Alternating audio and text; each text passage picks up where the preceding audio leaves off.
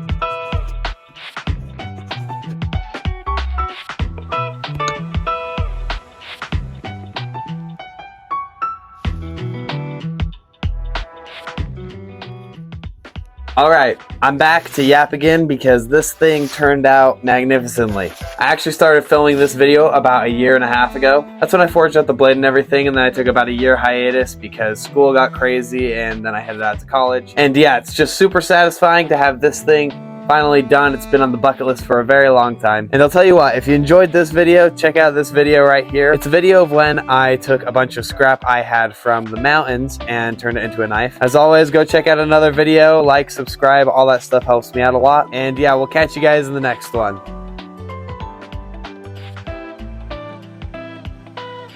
And now it's time for the fun part, cleaning up all the sandpaper.